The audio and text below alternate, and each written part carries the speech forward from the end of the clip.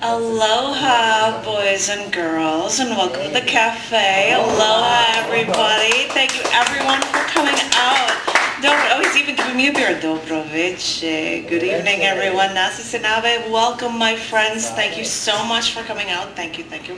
Now I have to drink my awesome beer. Sorry, I had to. Now, we've got two reasons to really actually celebrate tonight, in my opinion. And first is the awesome feature that we've got going on tonight. We've got LD Geneva. Give it up for an awesome poetry set that I'm looking forward to at the end of the evening here. That'll be really cool. I'm really looking. Now, if you can't handle waiting with bated breath for that, we can also celebrate the fact that it's Fat Tuesday. And if you want to be able to read anything about New Orleans, you know, New Orleans has probably been celebrating winning the Super Bowl for the past 9 days, but they got Mardi Gras going on over there right now. So if you want to read something about New Orleans or Mardi Gras or anything, we'll double plus love you for it. I actually have been far too many times and have too many beads, so I actually was going to start by reading a poem about Mardi Gras. Oh, and I'm gonna, I'll have beads for everybody, and I've got my awesome beads. Thank you. Oh, I got beads. Oh, he's got, I'm like, you're wearing those, I think they glow or something. Glow in the dark beads. They glow in the dark beads. So, and this is like the main crew I got. This was the coolest one, but I don't have any other ones with the crew on them, but this is a poem that I actually read at the first feature I ever did at Cafe ALoha in like 97 with Jason Pettus.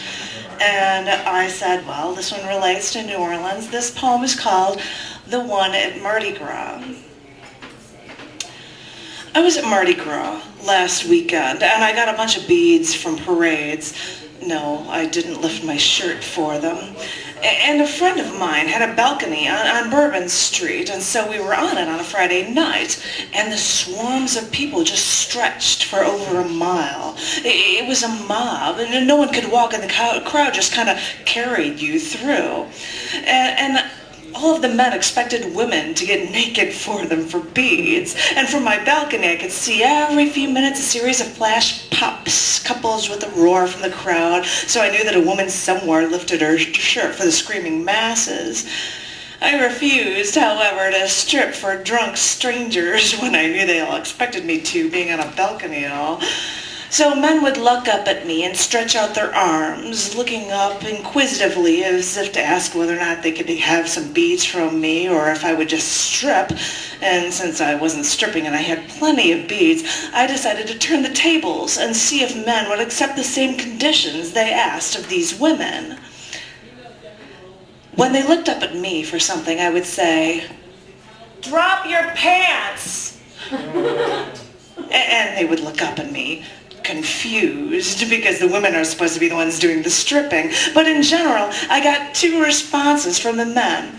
One was that they'd look at me like I was crazy and then walk away, or they would shrug as if to say, okay, and then they just start unzipping their pants. And then they'd make a gesture to turn around as if to ask, do you want to see my butt?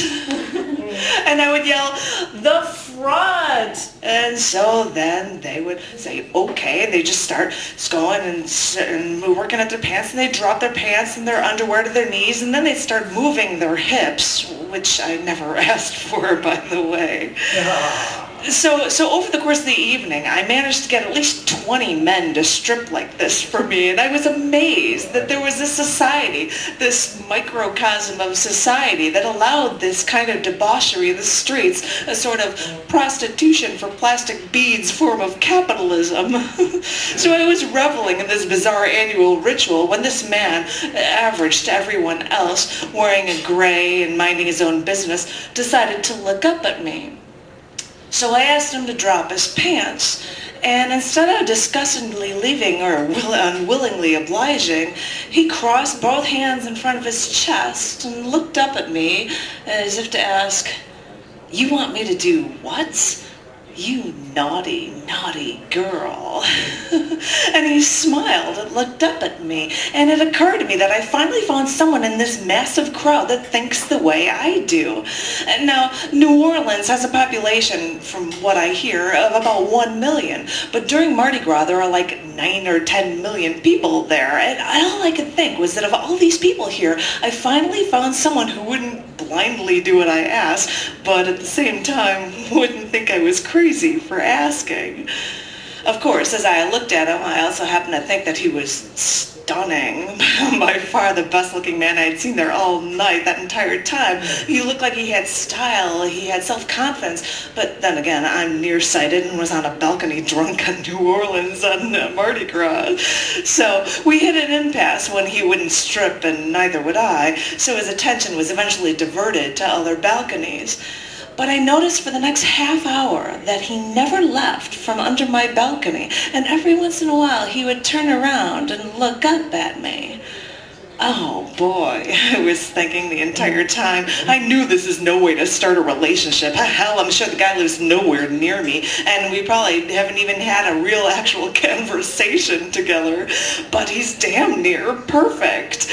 And all these times, all these people were screaming and partying at Mardi Gras, and he would still occasionally turn around and make sure that I was still there. And finally, he looked at me, signaling that he had to move on with his friends, so I held up my index finger to make him wait, and then I threw a bunch of beads at him.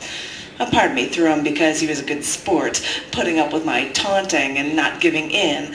But a part of me threw those beads because I saw in him that strong values and that sense of self-worth, sheer love of life, that desire to be alive that I possessed all along and was always been looking for in someone else.